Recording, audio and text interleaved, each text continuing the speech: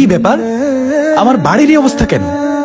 5 বছর ধরে টাকা দিলাম বাড়ি কমপ্লিট করার জন্য, এখনো বাড়ির কাজ কমপ্লিট হয়নি।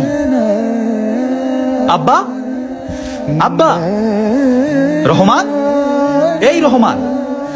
কিরে রিফাত, তুই তুই আবার কখন আলি? কিরে ভাই, তুই কখন আসলি? একটু জানানোর প্রয়োজন মনে করলি না নাকি আমাদের পর ভাবতেছিস তুই? আরে পর ভাববো কেন, ভাবলাম তোমাদের সবাইকে সারপ্রাইজ দেবো, এই কারণে কাউকে না জানিয়ে চলে এসলাম। তা তোমরা সবাই কেমন আছো? এত সময় ভালো ছিলাম, তোরে দেখার পরে আর ভালোই নেই। হ্যাঁ ভাই, আব্বা ঠিক কথাই বলেছে। তোরে দেখার পরে আমরা আর ভালো নেই। তুই এত তাড়াতাড়ি বাড়ি আসলি কেন? বাড়ির কাজ কি কমপ্লিট হয়েছে? তুই বাড়ি চলে আইছিস? আরে আমি কি সারা জীবনের জন্য আসছি নাকি? আমি তো 3 মাসের ছুটিতে আসছি, আমার ছুটি শেষ হয়ে গেলে আমি চলে যাব, এত চিন্তা করতে হবে না। আবার গর্ব করে বলতেছে 3 মাসের ছুটিতে আইছি। এই বোনটারা এখনো বিয়ে দিছি? আমি কোনো লাইনে গেছি? হ্যাঁ, এই 3 মাস তুই কেন ছুটি কাটাবি? এই 3 মাস ছুটি না কাটে তুই যদি কাজ করতি তাহলে তো তোর 1 লাখ টাকা হতো। 1 লাখ টাকা হলে তো বাড়ির কাজটা কমপ্লিট করে ফেলতে পারতাম। আব্বা, তোমার ছেলে এসব কি বলতেছে? আমি বুঝলাম না। কোথায় তোমরা আমাকে ঘরে নিবা, আমাকে রিসিভ করবা, আর সেই জায়গায় তোমরা আমাকে অপমান করতেছো। আর সবচেয়ে বড় কথা হয়েছে, 5টা বছর ধরে আমি তোমাদেরকে দেখি না। ভাবলাম তোমাদেরকেও দেখা হইলো, আর বাড়িটাও দেখে গেলাম। থাক, এত দরদ দেখাস নে। দেখা হয়েছে না আমাদের সাথে? এই রিটার্ন টিকিট কেটে আবার বিদেশ চলে যা। 3 মাসের জন্য আবার বাড়ি আসিস কিসের জন্য? হ্যাঁ, রহমান ঠিকই বলেছে। আর 2 বছর থাকলি বাড়িটা কমপ্লিট হয়ে যেত। বাবা, আমার থেকে তোমার কাছে বাড়ি বড় হয়ে গেল। আমি তোমার ছেলে না? আমার জন্য বুঝি তোমার একটু মায়া লাগে না? আমি ভাবছিলাম তোমরা আমাকে দেখার পরে আমাকে বুকে জড়ায় নিবে, আমার ছোট ভাই খুশি হইব। তা না করে তোমরা যে আমাকে এভাবে অপমান করবা, আমি কখনই ভাবিনি, কখনই ভাবিনি।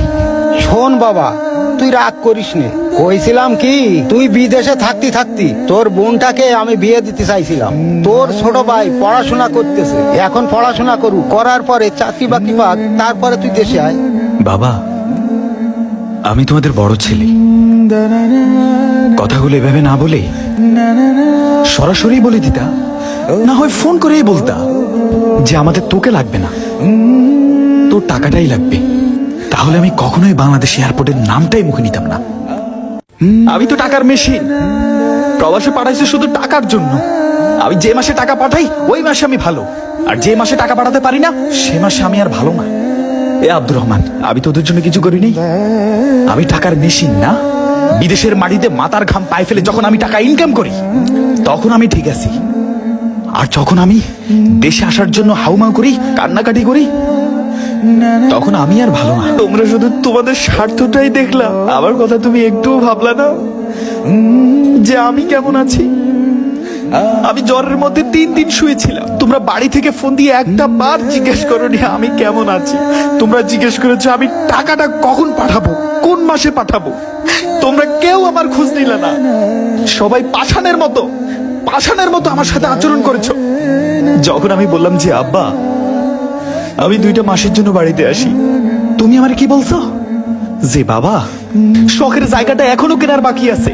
আমি তো তোমার সাথে তর্ক না করে আমি রাজি হয়েছি যে আমার জায়গা কেনা হোক আগে।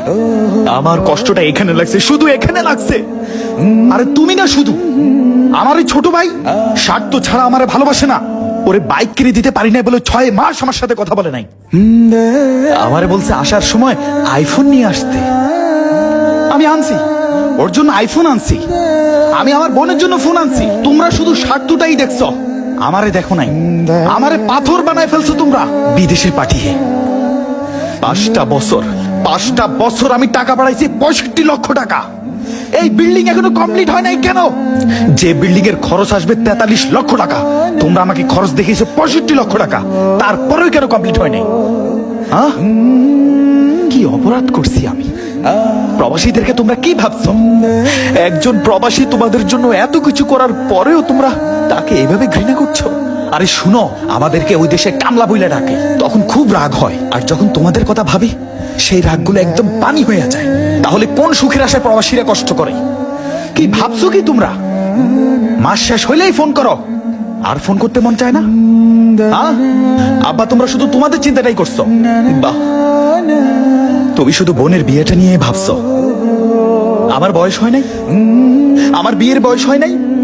আমি সব কথা কি খুলে বলা লাগবে? ঠিক আছে, তোমাদের এই বাড়ি কমপ্লিট হওয়ার আগ পর্যন্ত আমি আসবো না। শুধু তাই না, আমার বোনকে বিয়ে দিবা, আমার ভাইকে মানুষের মতন মানুষ করবা, তারপর আমি এই বাড়িতে আসবো। এর আগে এই বাড়িতে আমি পা দিব না। প্রয়োজনে ওই দেশেই বাঁচবো, ওই দেশেই মরবো। এরপরে ওই স্বার্থপর মুখগুলো আমি দেখতে চাই না। তোমরা কেউ আমাকে ভালোবাসো না, আমার টাকাকে ভালোবাসছো না। আমি সারা জীবন টাকাই কামাই করব, ওই দেশে গিয়ে পাসপোর্ট ছেড়ে ফেলবো, ভুলে যাব তোদের মায়া, ভুলে যাব এক আল্লাহ ছাড়া আমার আর কেউ ছিল না। গেলাম। ও, এটা তো তোমাদের জন্য আনছি আমি। তোমরা ফোন করে যা যা চাইছিলা সবকিছু এখানে আছে। নাও, রাখো রাখো রাখো, এটা রাখো। আব্দুর রহমান, বাবা দেখে খেয়াল রাখিস। যার জন্য করলাম চুরি, হ্যাঁ কয় চোর। 5 বছর, 7 বছর, 10 বছর, এমনকি 15 বছর পর্যন্ত বিদেশে কাটাই ফেলছে শুধু পরিবারকে ভালো রাখার জন্য, পরিবারের মুখে হাসি ফোটানোর জন্য। আর বাড়ি ফিরে সেই পরিবারের কাছে সেই মানুষগুলো লাঞ্ছিত হয় কেন রে ভাই?